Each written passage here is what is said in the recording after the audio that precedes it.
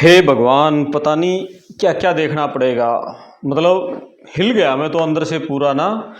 मंत्री जी ने जब ये बताया कि कमरे में पिता की डेड बॉडी पड़ी है और डाइनिंग टेबल पर जो परिवार है बिल्कुल सूट बूट टाई लगाकर और खाना खा रहे हैं, मतलब हैरान कर देने वाली बात थी। और जैसे जैसे मंत्री जी बताते गए पूरे कमरे में सन्नाटा पसर गया, जैसे जो जो हम लोग सुन रहे थे।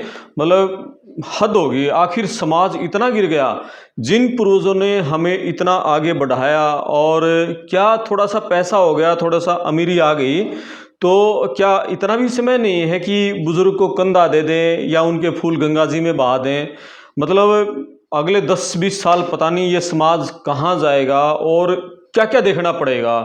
मतलब ये घटना सुनी है ना, मतलब बार बार वही मंत्री जी जो बता रहे थे वही बातें मतलब दिमाग में तैर रही हैं। आप कमेंट्स करके बताना, क्या सोसाइटी में आपके आसपास हमारा समाज क्या इतना गिर चुका है? ऐसी घटनाएं आपके आसपास भी क्या हो रही हैं क्या? और पूरी वीडियो सुनना। और मतलब इस वीडियो को मेरा ही मानना है कि हमें इस वीडियो को सुनने के बाद है ना चर्चा करनी चाहिए, अपने परिवार में भी चर्चा करनी चाहिए, अपने बच्चों के साथ चर्चा करनी चाहिए, पेरेंट्स के साथ, रिश्तेदारों के साथ भी, और कहीं हम इकट्ठे बैठे वहाँ भी, ताकि थोड़ी संवेदनशीलता बढ़े और थोड़ी सी इंसानियत जागे। और जब हम किसी बात पर चर्चा करते हैं तो बहुत सारी चीज़ें बातें निकल के आती हैं। किस्सा ये है कि हरियाणा के पूर्व मंत्री हैं और गुड़गांव में वो बताया कि भाई मैं गुड़गांव में भी रहता हूँ और यहाँ भी उनका अपने हल्के में मकान है। तो उन्होंने बताया कि मैं जब गुड़गांव में वहाँ कोठी पर था तो मेरा एक दोस्त है वो आया, और वो दोस्त जो मंत्री जी का, और वो ये अंतिम संस्कार करवाता है। और मतलब भाई कोई डेथ हो जाती है तो उसकी डेड बॉडी को लेके आना, फिर वहाँ शमशान घाट में उसका अंतिम संस्कार करवाना। तो उस दोस्त ने बताया मंत्री जी को, जी मेरे पास एक फ़ोन आया कि ऐसे ऐसे हमारे पिताजी की डेथ हो गई है और उनका अंतिम संस्कार करना है। और उसने सेक्टर बता दिया, कोठी नंबर बता दी। बोला हम 2 लोग उस कोठी पर गए, हमने देखा कि कोठी पे कोई नहीं है, गेट बंद है, और साइड वाली कोठी में इधर भी कोई हलचल नहीं। और फिर हमने दोबारा देखा, जो कोठी नंबर नोट किया था, भाई कोठी नंबर तो यही है। और हम 4-5 कोठी उधर गए वापस, फिर हम आकर उसी कोठी की हमने बेल बजा दी और डरते डरते बेल बजाई, क्योंकि कोई चहल पहल ही नहीं थी, ऐसा लग ही नहीं रहा था यहाँ कोई मौत हो चुकी है। बेल बजाई तो अंदर से एक आदमी टाई बेल्ट और कोट में बिल्कुल सूट बूट में बाहर निकला। और हमने डरते डरते कहा सर एक फ़ोन आया था और कोई डेथ, और हाँ हाँ हाँ हाँ हाँ आइए आइए आइए।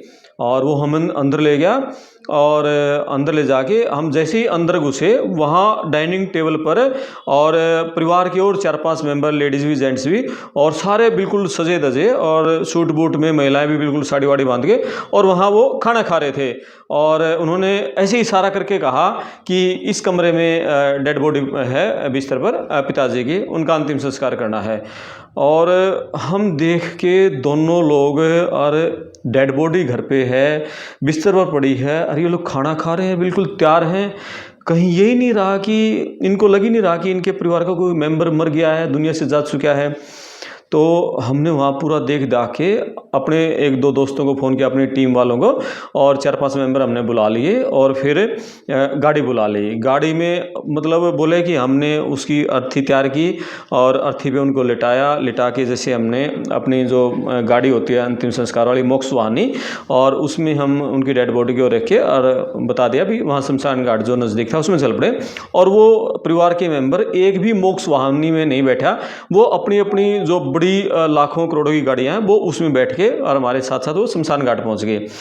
किसी ने जैसे बोला कि हमने ना तो घर से जब डेड बॉडी को उठाया और वाहन मोक्ष वाहनी में रखा, एक आदमी ने हाथ तक नहीं लगाया, परिवार के एक भी सदस्य ने कंधा तक नहीं दिया उसको, अर्थी को, ना तो घर से उठाया, ना फिर शमशान घाट में जाकर और मोक्ष वाहिनी से जब उतारा ना, फिर तब उन्होंने, किसी ने कंधा लगा, बोला हमने, हमारी टीम के लोगों ने, और बोला मंत्री जी हमने फिर उनको वहाँ जो बिजली की वो थे और चिता, वहाँ हमने उनको लेटाया और बटन दबाया और उनका अंतिम संस्कार कर दिया।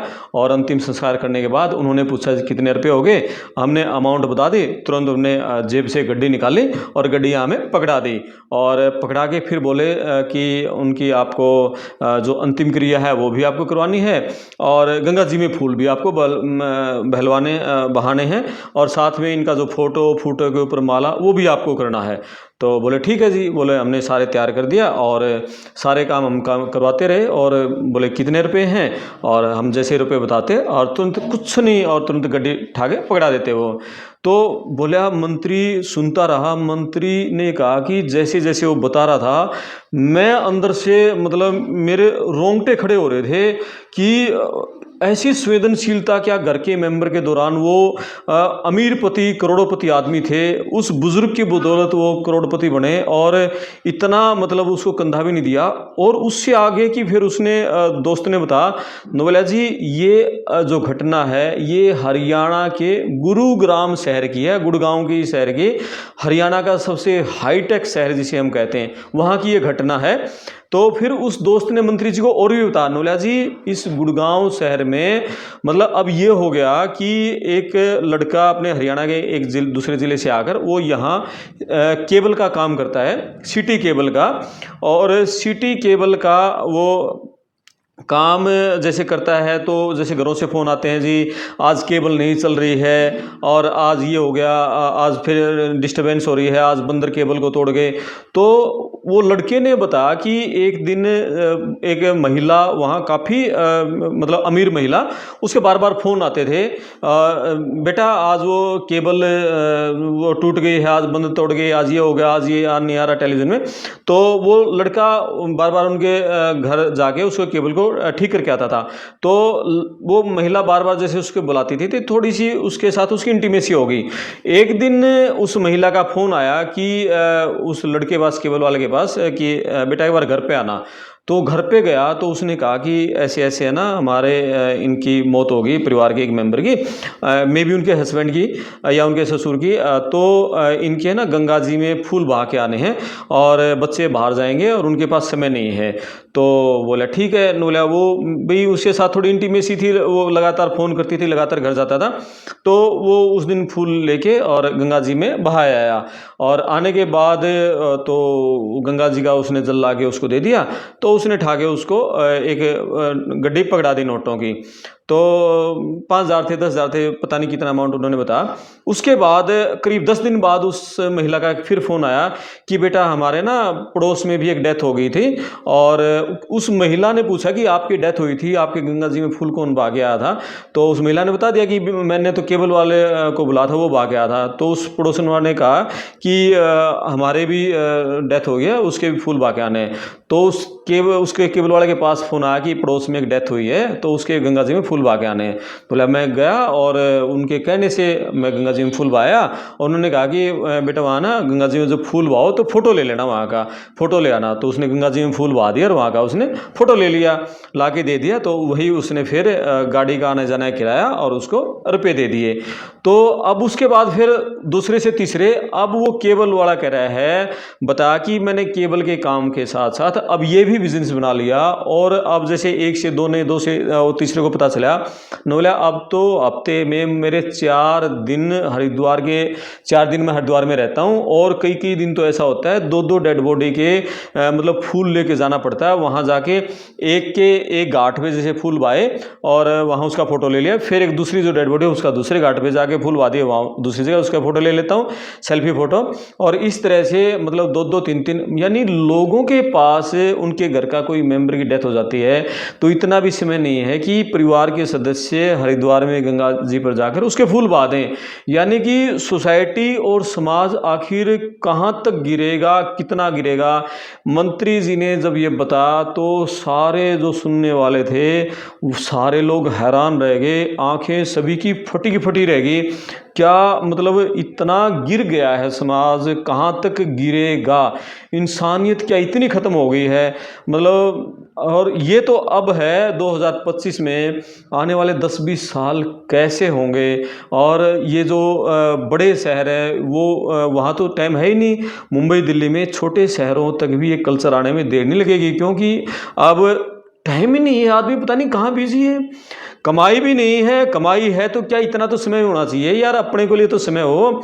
आज जिस पोजीशन पे हैं वो अमीर हैं, उन बुजुर्गों की तो देन है, उनकी मेहनत को ही देन है, उन्होंने शिक्षा दी, उन्होंने ज़िंदगी दी है, दुनिया आप इतनी सुंदर देख रहे हो, ये बुजुर्गों की बदौलत तो है।